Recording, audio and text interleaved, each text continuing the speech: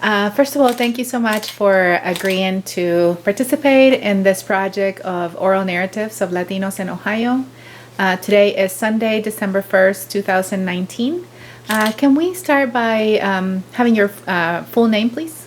Michael Joe Enriquez. Okay.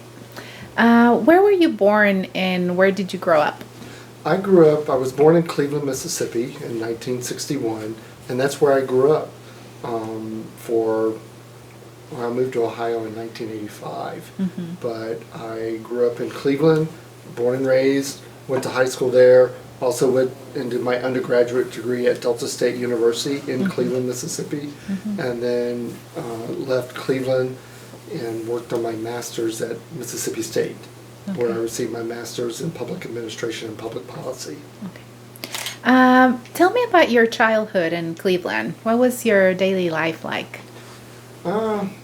Cleveland, Mississippi is in the heart of what is known, a region of the country known as the Mississippi Delta. Mm-hmm. It's a flat farming agricultural region in the state of Mississippi. It is also an area that is predominantly a black and white world in terms of population. You have to consider I grew up in the 60s and the 70s as a young child, and we were of a family that was, I would say in today's standards, probably on the higher end of the poor, but lower end of the middle income or middle class, if you will. Mm-hmm. My mother had a high school education. Mm-hmm. My father went through the 8th grade, and my dad by trade was a mechanic, an auto mechanic. My mother did work in a local manufacturing company, and through the years did manage to advance to a supervisory role of a production line. She worked for Travenol International, which is a pharmaceutical medical company. And, I would say that we never owned our own home. We always rented, or actually, to be quite honest, we lived in a house that my parents never paid rent on. They were kind of like caretakers of the property. It was farmland, and we lived just right outside the community of Cleveland. But that's where I went to school, was Cleveland Schools. Right. I do recall that my grandparents, my dad's mother and father lived about 10 minutes away in a small community called Pace, Mississippi. My grandfather was born in Pearsall, Texas, and my mother was born in Mississippi, although her parents were Mexicano and Cubana. And my father's parents were both, he was Mexican and she was kind of a mix. Okay.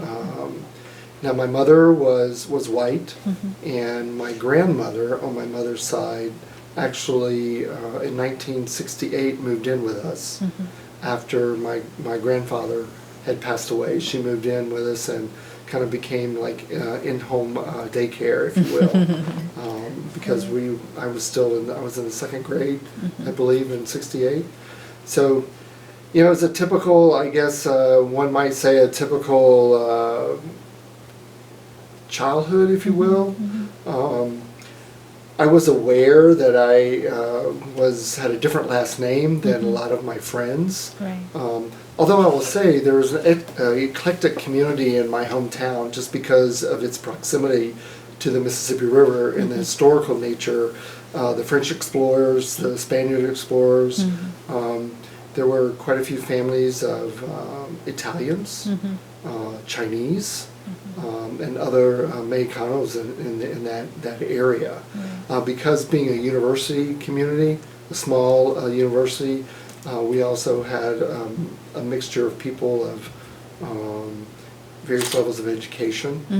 So it was, I got to see something that maybe in a little more smaller community you wouldn't necessarily see or have those kinds of options. Right. Do you have brothers and sisters? Yes, I have 2 sisters and 1 brother. Patty is about 18 months younger And then I have a brother, James, who there's about 5 years difference in our age. And my youngest sister, Michelle, there's 9 years difference. Michelle is a special needs adult who lives in a group home in the Memphis, Tennessee area. Were you the oldest? Yes, Okay. I was the oldest. Okay. So you mentioned that you have a Mexican heritage. Yes. Did you grow up sort of embracing this? Did your family nurture this part of your heritage? Maybe not directly. I think my living close to my grandparents, there was that influence from the Latino side and the Mexican heritage side, more from the food and the sense of family. I do remember as a child that we had a lot of family gatherings. That's when more of the family lived close together and close by. My father is one of 12. So there were 4 boys and there were 8 girls. So, And they all lived in Mississippi also? Yes, they all lived in Mississippi. They were all born in the same area. Today there's only one family that still, of his siblings, that still lives in the area that they grew up in. But the furthest way is probably a 3-hour drive. So it's not too bad. Right. That was probably, growing up saying that, oh, he's the Mexican kid in the community and so forth. Not really. There wasn't that, because it really was, to be quite honest, a black and white world. So we probably more assimilated in the white community. And at the time when I first started school, I was in segregated schools. This was in the late 60s, 67, 68. It wasn't until 69 that the local community started the integration process, at least with the schools. Tell me about your relationship with your siblings. What kind of things did you do together? What memories do you have of growing up with your brothers and sisters? Well, of course, today is the age of technology, and we really didn't have that at that point in time. And because my parents didn't have a lot, in terms of a lot of money, so we would find things to do outside. And because we lived kind of semi-rural area, there was a lot of farmland around us. So, during the summertime when the weather was nice, we'd be outside. We'd build forts out in the kind of the wooded area that separated the house from the fields. Sometimes we were out in the fields and play. But there was an expectation, because my family always had a garden of some sort. So we had some chores that we were expected to do, and as we got older, we would help, typical things, help do things in the yard for mom and dad. Because my mother worked, she wasn't home all the time, and then of course during the school year, go to school, get on the bus, and then come home. But my grandmother lived with us, as I mentioned earlier, so she always helped steer us when we got home from the school activities. But during the summertime, typical ride bikes. As we got a little older, get a little more adventuresome, and we were allowed to go a little ways away from the house. But because the road was not didn't have sidewalks, that type of thing, you always had to be careful with that. But I think typical things that kids, climb trees. We had several great climbing trees, and we would do races around the house with our bicycle, in the yard, those kinds of things. So I think it was a lot of typical things that maybe the youth of today don't necessarily do so much anymore. Kind of get outside and play in the dirt, if you will, with some of your toys, but some of it was just making things up, scenarios. Right. So you mentioned that when you experience some of this, maybe more cultural part of the Mexican side of you, is when family came over and things like that, right? Oh, absolutely. So can you tell me about some of the things that you did, aside from maybe the importance of family and gathering? Is there any traditions that you did together that you could tie directly to maybe that Mexican culture? One of the things that I remember as a kid was, as a family, going to midnight mass. You know, my grandmother was a devout Catholic, although today not every single of her children are Catholic. But growing up, she had this thing about at least instilling some of the basics in the faith, and everyone was baptized and then going to mass. One of the things that became a tradition was everybody gathering, at least those that lived there. And in the early days, that was everybody. Eventually, some moved away as they got married and so forth. But going to mass in Rosedale, Mississippi, which was where my mother was a communicant at Sacred Heart Catholic Church, and they kind of catered toward Mexicanos. So there was a Spanish mass, and she liked to go to the midnight mass because everybody would get together and we'd all go, and then we'd all come back afterwards and have a little gift exchange, little small presents for everybody, and then everyone went on to their respective homes for, so they could have Christmas and Santa and all of that the next morning.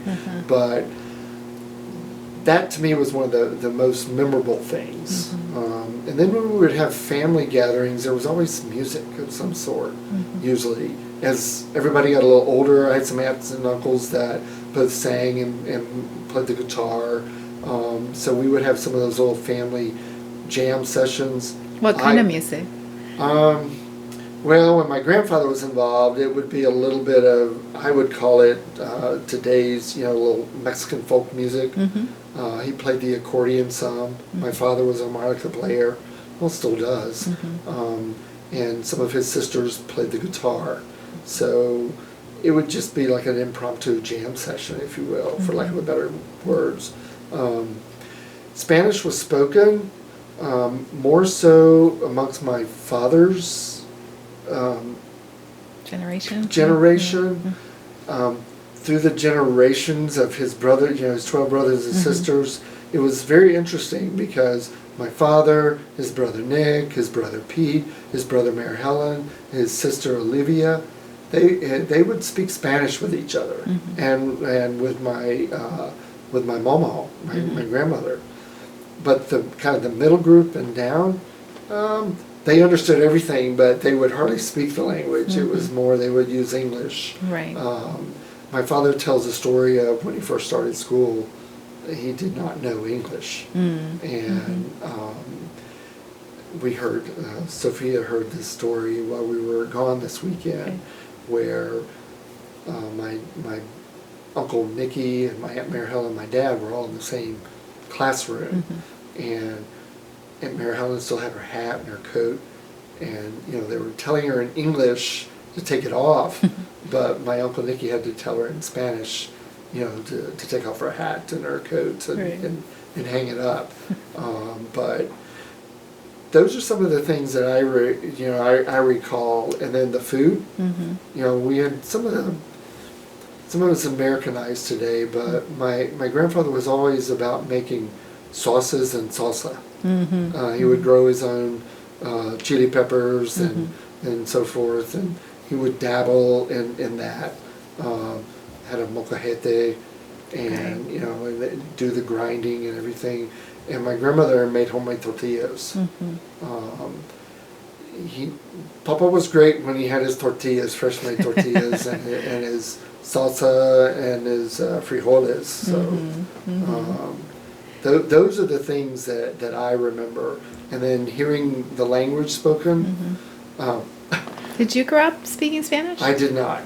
That was one thing that I as an adult, my father shared that, and this is after my mother had passed, that she had always wanted him to speak to us as children, but he just never got in the habit of doing so, so that we would at least learn some of the fundamentals. But unfortunately, it was one of those things that just didn't occur. It didn't happen. Yeah. You mentioned being aware of maybe being different than the rest of the community because of your last name, right? You had a Yes. different last name than everybody else, or than most. What was that like for you? What did it tell you, at least about your identity as you were growing up? Was that something that you were proud of, or was that something that you felt you needed to hide in some way? I don't know about hide because, at least I felt like that for the most part, my peer group, the folks that I became friends with in school were very accepting. There were a few other, I also had some cousins, with last names of Soto or Lara, and some other Enriquez, my dad's brother's kids. We went to school together. So I think there was just a general acceptance. And then you also had a fair amount of Italians. So Aguzis, Rizzos, Ferries. So there were those Italian names. So it wasn't so unusual. But as I said, we kind of were more considered more in the Anglo arena in terms of how we were treated. If you happened to have a little bit of an accent, well, you would get a little bit of the typical things that kids ribbing, teasing, and so forth that might occur. More so in the middle school and maybe a little bit in high school, but not quite as much. I guess I'm more aligned with my father's side of the family just because they lived local. And yes, my grandmother on my mom's side lived with us, but I really did not. It wasn't the same social, like you go to her house because she was just part of our life because she lived in the same house with us. Right. Almost like another mother. And she spoke Spanish also? No. No. She was, her name was Cleora Rozier, and she was white as white could be, if you will. Just born and raised in the rural areas of the Mississippi Delta. Right. So you said you didn't grow up speaking Spanish, but you also mentioned this music, right? That your parents and his siblings played when there were gatherings. At any point, did you and your siblings join in, or did you learn anything from sort of this family tradition of playing music at family gatherings? Did you participate in any way during this time, gatherings? Not specifically, more of a observer. I did take trumpet lessons and go through the music program in school. My sister will say I was probably a bad trumpet player. She sometimes would, but I did learn to play the trumpet and even played through college in the band program at Delta State, and then I also sang and was involved in the church, led the music for several years, even through college, at Mass, worked with, led the choir there at church, and then would sing some of the Mass, through the lectionary. I would say I did a little bit of canting. I believe that's the right term, but not a lot. Let's put it that way. Tell me about coming to Ohio. When was that, and why move? Why did you move from Mississippi to? I moved because of taking a job. At a graduate school, I was recruited by the U.S. General Accounting Office because they were looking for people with a type of master's degree that I had. And I actually was recruited out of the Dallas office, but was asked if I would be willing to go to Cincinnati instead. And I didn't know anyone here at all. And to be quite honest, it was all part of their national recruitment. They were trying to target certain population groups as they were trying to diversify their regional offices. So I said, sure. What year was that? That was in 1985. I moved in July of 85. Okay. And you were not married I yet, was not huh? married, no. Okay. So I okay. came as a single individual, did not know anyone here. Wow. I'd only been to Cincinnati once as a child, Mm-hmm. and that was to the zoo.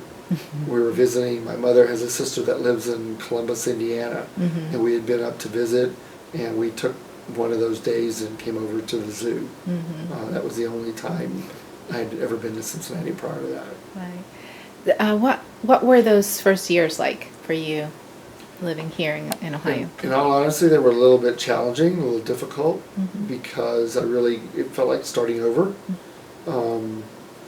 I enjoyed the work, the job that I took, that was rewarding. But the social side, I really didn't know where to start, to be quite honest. I met a couple of people in the apartment building that I lived in, and then eventually met someone that I felt like, oh, okay, we can pool our resources, because the place where I lived wasn't the best location, not really knowing the area. You just kind of picked something that seemed reasonable. And so we moved to an apartment over in northern Kentucky. And I did assimilate with folks at work. Mm-hmm. You know, I created some friendships and did some things outside of work. Mm-hmm. And that gave me some exposure to other people in the arena.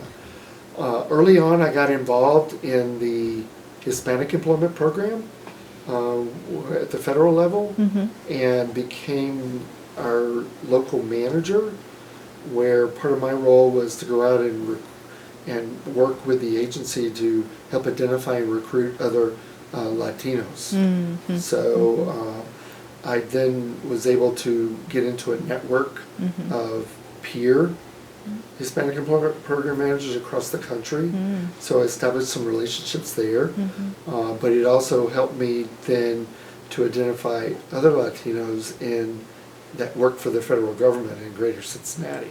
Right. And that was probably more as a young adult. Mm-hmm. I started to become more into understanding more about my ethnic heritage Mm-hmm. and my background. Mm-hmm. Because yes, I knew that I had Mexican heritage, and there Mm-hmm. were certain things that we as a family would do, but to understand it more and to network Mm-hmm. with other Latinos, you know, that maybe had a heritage of similar language, Mm-hmm. or other Mexicanos. Mm-hmm. This kind of opened that door, Mm-hmm. and for other opportunities for me, Right. personally and individually. So tell me what organizations you've been a part of that are specifically for working with or for the Latino community here in Cincinnati. Initially, I was involved I met a group of folks that in fact, I was contacted because of my work in the federal government, that there was trying to start a local Hispanic Chamber of Commerce. So I remember meeting on a Saturday with a gentleman by the name of Jim Harney and his wife Mora, and then a gentleman also by the name of Tony Sims Howell, as well as Ani Martin. Ani Martin was an African-American gentleman who worked with a lot of the small business development in that arena in greater Cincinnati at the time. I'm trying to think, I cannot think of the organization that he worked with, but that was the initial group that I kind of initially was involved in. Mm-hmm. And then as time moved on, and as that organization started to become more formal and formalized, I was on the early board of directors at the time. I did not have children. Well, maybe I did. I'm trying to remember the time frame. I don't know if my girls were born yet at the time or not. But that opened up some other doors. I also did eventually become in NSHMBA, the National Institute of Hispanic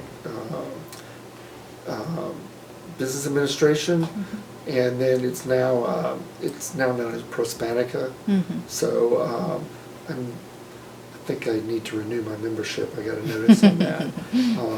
But for the chamber was the primary organization, and then the local network of Hispanic Employment Program Managers in the greater Cincinnati area.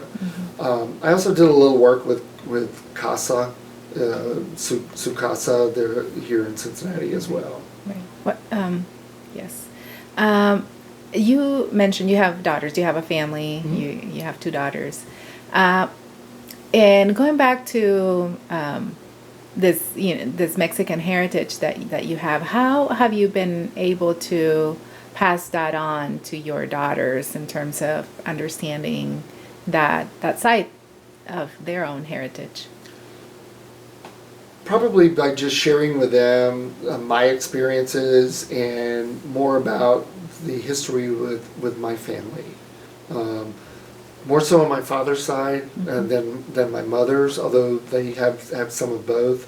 But we're fortunate that I have a cousin who's done a lot of ancestry work and research, so we have it documented, and I think they, as young adults, have taken an interest in that.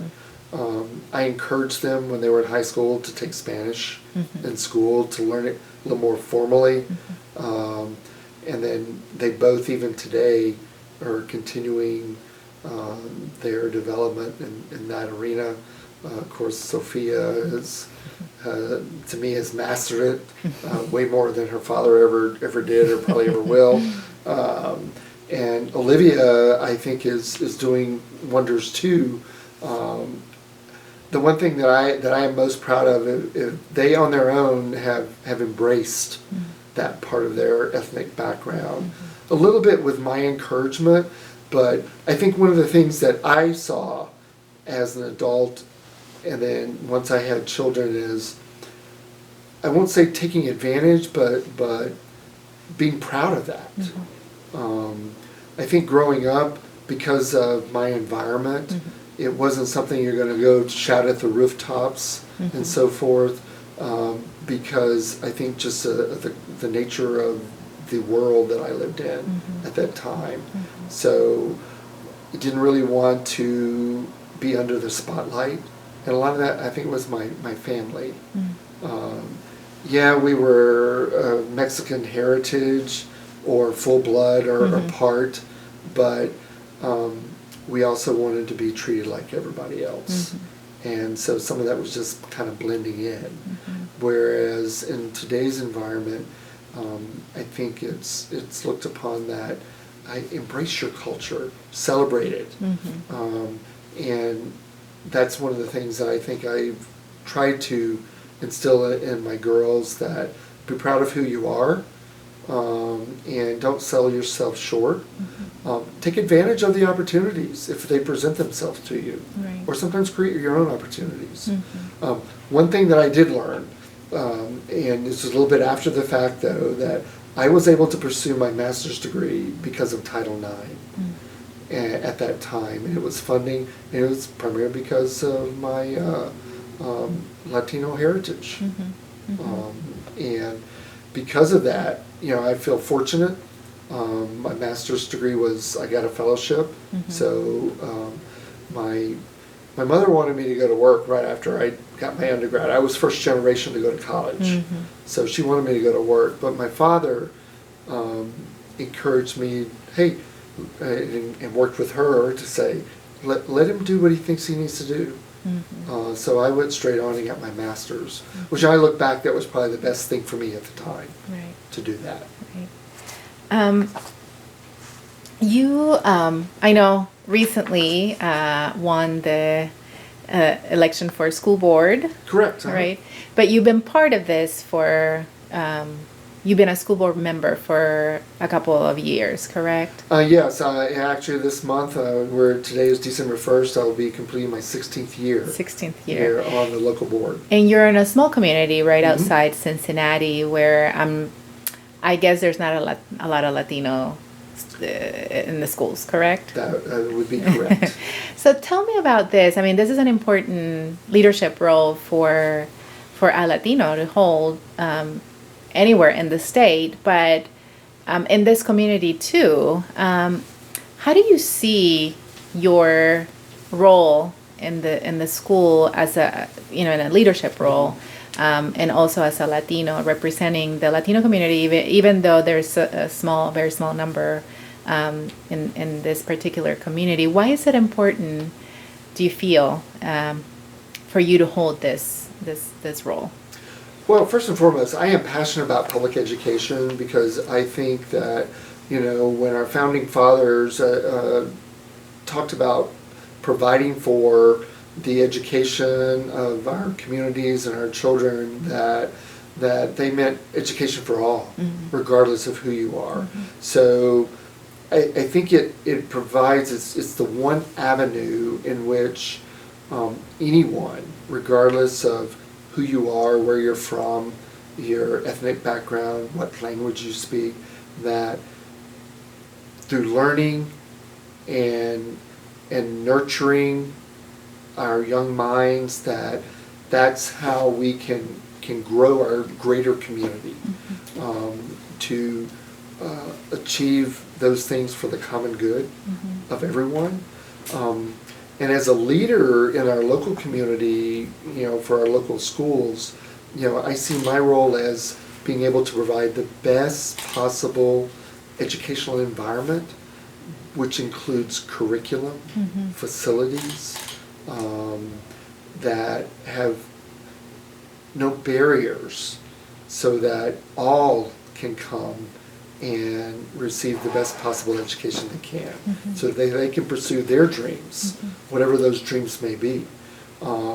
Both whether that is the next level of education, secondary, college, whatever, or even skilled trades. Opportunities for those students that maybe a university or college environment is not for them. Yes, we have a very small Latino community here, probably less than 1% in this local school district, but I know that there are probably some that, that last name, it's a little strange, it's a little different. I know my very first election, I won a seat. It was not by a very large margin. But I was vocal at the time, so I just did my homework and learned who to network with in terms of the right people. But I also believe that over time, our culturally we're evolving and continue to evolve, and last names aren't necessarily indicative of who you are. It's what you do, and it's how you present yourself. And I think when you're able to present yourself as confident, you're willing to accept a leadership role, and then you follow through with that, and then you deliver, then that's when you kind of garner the respect of the people, regardless of whether you have a last name of Enriquez or Smith or whatever. They look at, oh, well, he's doing good things, or he works collaboratively with others, and so they're a good team. And look what they're delivering in terms of the educational opportunities for our students and our community. Do you feel that this role allows you to provide sort of like a positive, empowering message for other Latinos to hold similar positions as you are? Oh, absolutely, absolutely. I would say, I am not aware in the greater Cincinnati if there are other Latinos that are on their local boards of education. I know that there are a few others in other parts of the state, but locally, I don't know factually, but I'm fairly confident that I'm probably the lone one, at least in the southwest area of the state.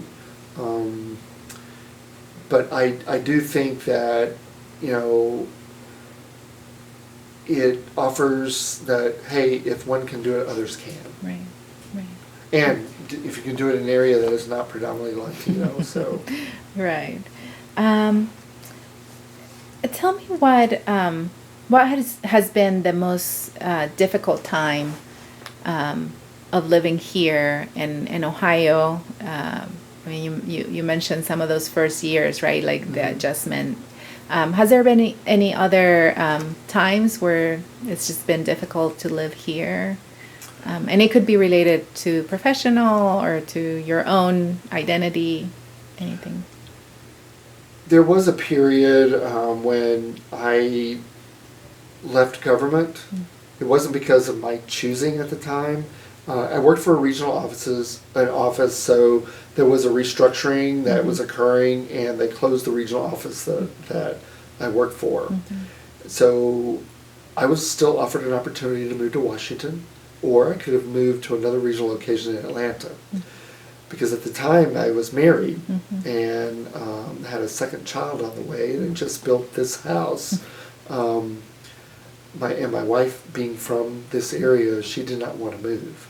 So that did create some hardships because I all of a sudden found myself without a job and then needing to, how could I transfer working in a public sector to a private sector, or trying to find some type of other public sector work.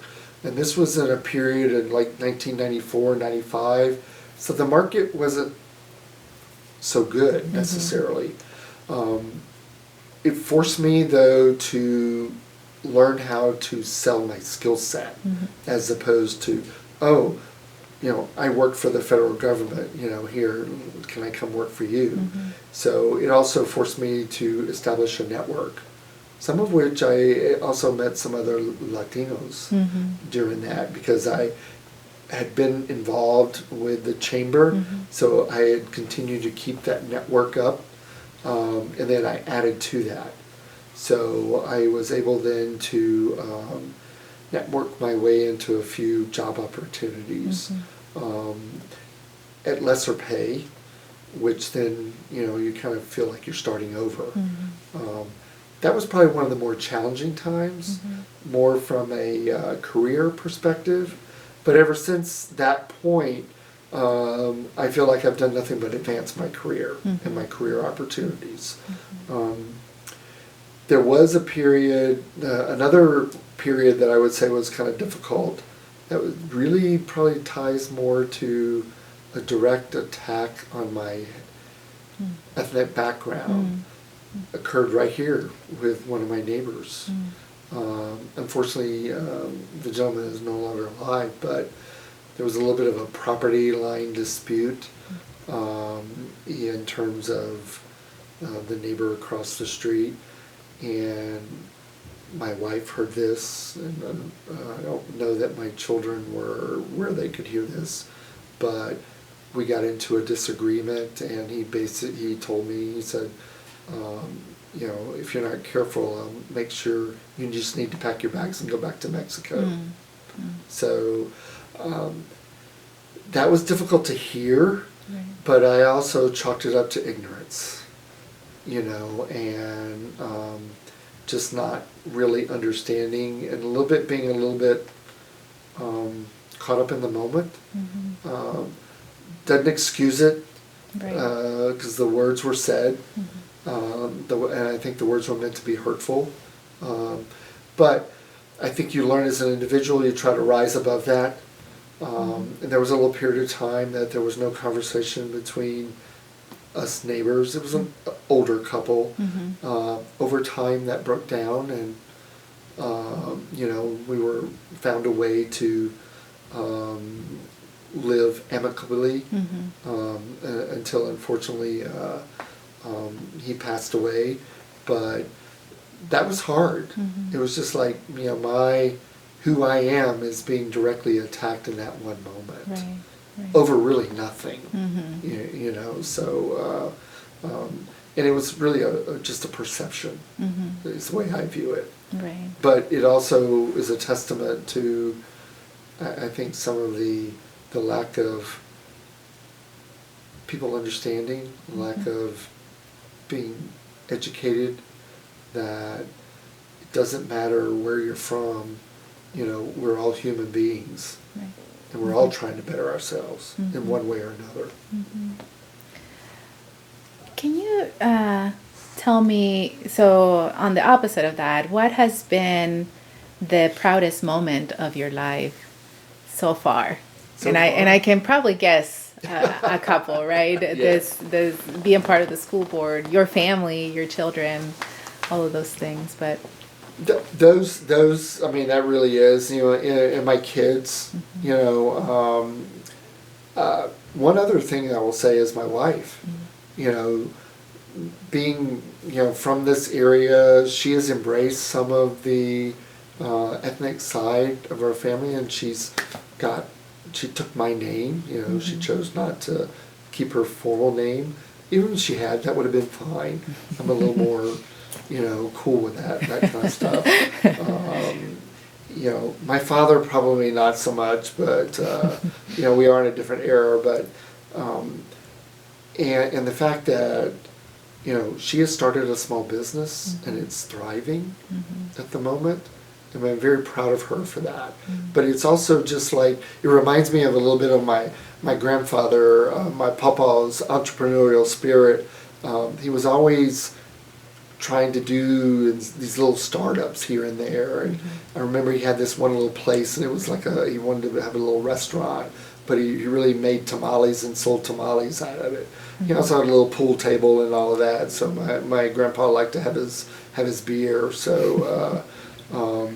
And my dad, to some degree, my dad eventually owned his own auto mechanic business in conjunction with a gas station.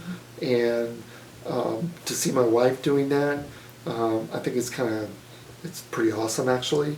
And then, my girls, as I mentioned earlier, embracing, part of their background.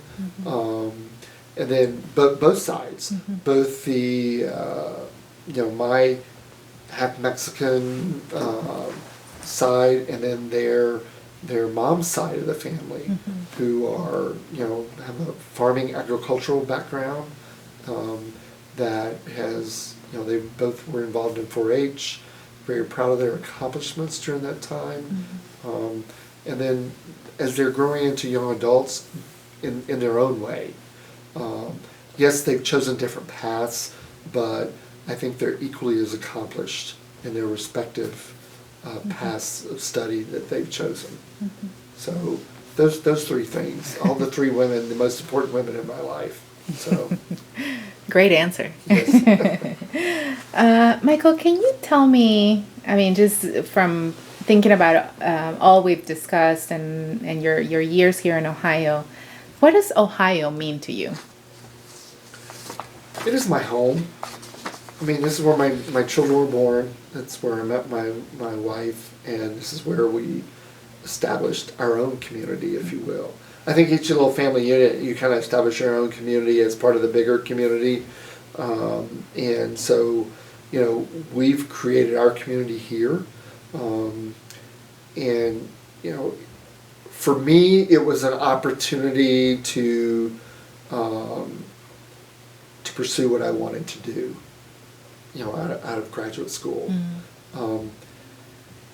I maybe could have gone a different path, a different avenue. I don't know, you can look back and, rethink, well, should have done that, should have done this. But I think the paths that we are given and the paths that we choose, it's what you make of them. And so I feel that I've done the best that I can with what's been provided and presented to me. Could I have done better? Oh yeah. I mean, we all could. But the important thing: are you happy? And I'm happy. I'm also, my parents. One of the things that, although I didn't see this in terms of them volunteering with organizations and so forth, but I saw it in other ways in how they gave to our family, in terms of doing things for family members. And yes, my wife and I have tried to instill that to our kids in terms of your family, but your community is also part of your family, and so giving back to your community, and that is one of the things that I feel like I've had the opportunity to do, both in my role as a public servant, but then my role in my family is trying to give back and then demonstrate that. But back to your question in terms of what does Ohio mean to me, besides a new opportunity, I think it also is a new grounds to help other Latinos who maybe are looking for a new start. At least the Latinos that I've had contact with in the greater Cincinnati area, historically they were already professionals that were brought here to work, particularly with Procter & Gamble as a big Fortune 500 company. Chiquita, when Chiquita used to be here, and other organizations. But what you see now, though, is a different type of migration, if you will. More of the laborers, those that are kind of coming from not necessarily Mexico, not as many, more of the Central American countries, Guatemala, El Salvador, and then they're creating communities locally here, and filling roles that maybe traditionally, whites or blacks don't want to do anymore. But they're looking for opportunities to support their families and create their own opportunities. So that's what I see Ohio as, maybe that new opportunity for the next generation of Latinos or Spanish speakers in this area.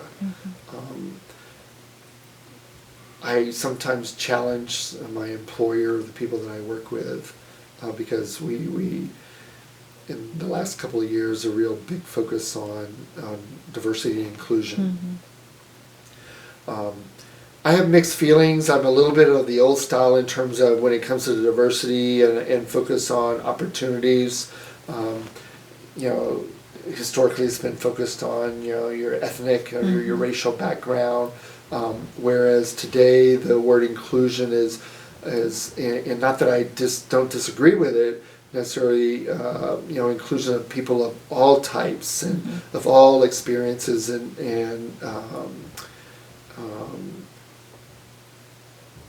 skills and so forth. But what I think you see as a diluting of some of the cultural aspects of that. Yes, we all want to, the work environment tries to make you a little more homogeneous and not necessarily, you've got the Hispanics, you've got the Indians, or you have the blacks, or whatever. But we're all there contributing for the common good of the organization, of the company. But in that, I think you do lose some of your identity of who you are in the work environment. And so I'm finding that a little challenging these days, where to create those opportunities so that if you have the skills to move into supervisory roles or higher level roles in the organization, create those. Let's try to do a better job of creating those opportunities, and putting diverse individuals. And when I mean diverse, I mean people of different cultural backgrounds into some of those roles, and at least give them the opportunities to try.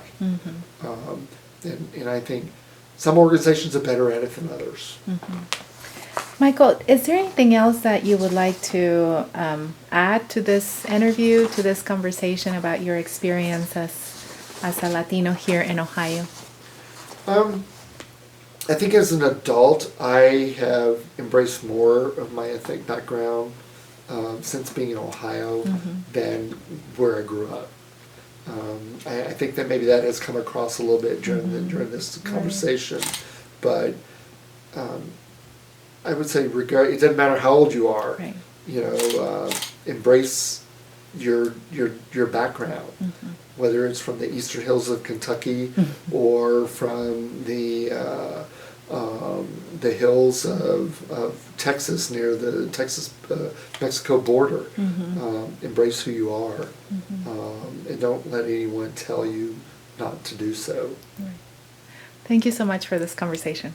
Sure. Thank you. Thanks, Dad.